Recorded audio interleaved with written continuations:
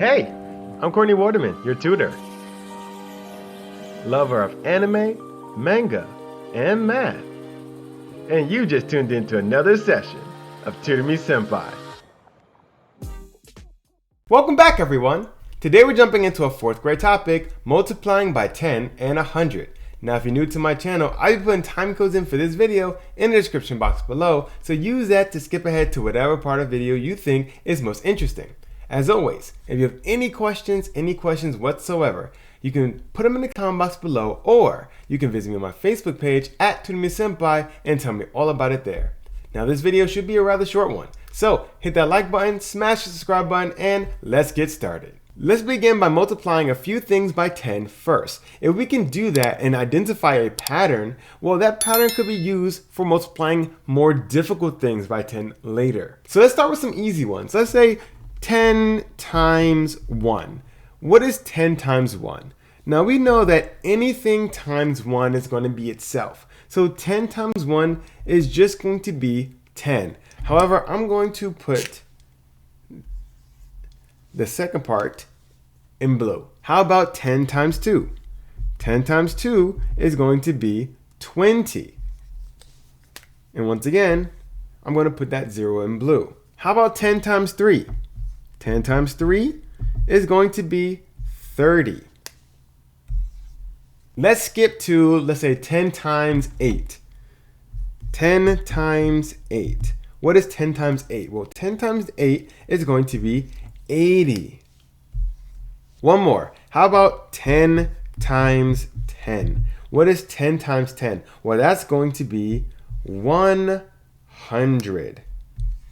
Now, if you knew your multiplication table already, good job. You may have already seen this pattern that we're going to talk about, but if you haven't, no worries. Notice that there is something that I wrote in blue for each and every one of these. What is it? Well, it's going to be these zeros here, right? There's a 0 here, here, here, here, and here. There's only one 0 that I marked in blue, no matter what we did here. That's for a reason. Let's look at what we're multiplying by 10 in every case. So ignore this first 10. This is going to be the 10 that we're going to multiply something by. So we're going to ignore this 10. But let's look at what we are multiplying by. So in this case, we're multiplying by 1. Well, what's the result? Well, it's going to be that same 1 plus a blue 0, right? How about this 2? It's going to be that same 2 plus a blue 0. This 3, the same 3 plus a blue 0. How about this 8? The same 8 plus a blue 0. Now we had 2 zeros here, but remember, what are we multiplying by? This is a 10. So we had that same 10 here plus a blue 0. So what's the pattern that we saw here? Well, it seems like whenever we're multiplying by these 10s, all we're doing is taking that number we're multiplying by and then tacking a 0 onto the end. If you can remember that simple shortcut, you don't even have to memorize your 10s multiplication table. You could just simply write your number and then add the 0 afterwards. Let's look at a few slightly more difficult examples to see this work out. Let's look at these 3 examples in which we're multiplying these numbers by 10. Now remember, the pattern that we saw was we're going to take whatever we're going to multiply by, and then if we're multiplied by 10, add a 0 to the end. So in this case, we have 10 times 58. So instead of trying to figure out what that is, using whatever other methods we may have learned by now, we are going to use our pattern that we just found. So 58, we're going to write that right here. And then since we're multiplying by 10, we're going to add that 0 to the end. So this answer is going to be 580. How about this second one? 10 times 724. That is a big number, but we'll do the same thing. We're going to write this, and then because we're multiplying by 10, we're going to write that 0 afterwards. This became 7,240 now. How about this last one here? This was a really big number, and normally this would be kind of scary to do. But because we have a very easy pattern, this is also going to be easy. We're going to write all of this once again. So 9, 9, 2, 5, 7. And because we're multiplying by 10, all we do is put that 0 at the end. So now this big number became 992,570. You multiplied this big number by 10 and found the answer just like that. Let's do the same thing for the hundreds pattern. We're going to try to do it the same exact way, but if you don't necessarily know how to multiply by 100 just yet, or if it's just a little bit more confusing, no worries. Remember, multiplication is really just a shortcut for addition. So as long as we can add, we can multiply. So 100 times, let's say 2, that just means we're going to add 100 that many times.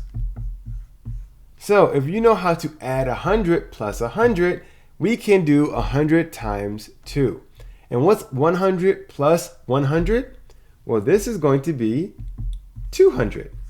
So 100 times 2 is going to be 200. Now there is another way you can read this. You could also add 2 100 times, but that will be a lot to do right now. So instead of adding 2 100 times, we can add 100 2 times. How about this one?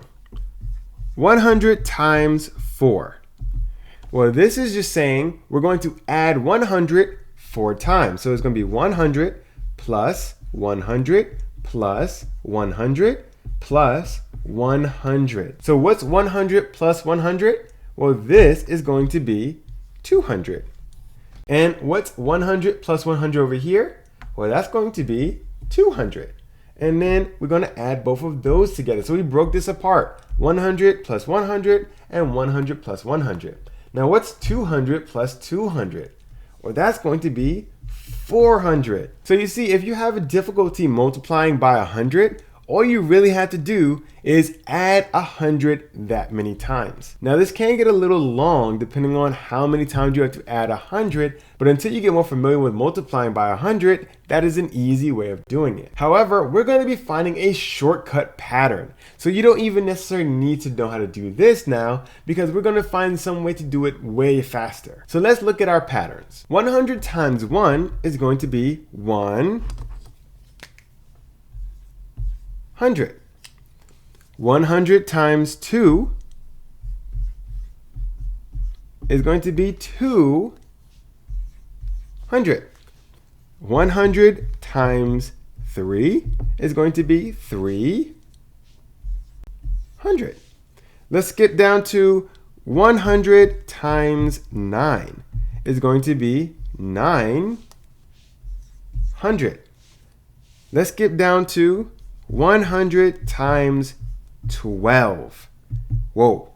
100 times 12. Well, that's going to be 1,200. Do we see a pattern here? Yes. Similar to how we added 1 0 to the end whenever we multiply by 10, whenever we multiply by 100, we're going to add 2 zeros at the end. So if you're multiplying 100 by 1, you get 2 zeros after that same 1. You're going to write the same number down, then follow it by 2 zeros. Multiplying by 2, you get 2 with 2 zeros. 9, you get 9 with 2 zeros. 12, you get the whole 12 and then 2 more zeros. Okay, we're going to tackle these 3 just like we did for our tens examples.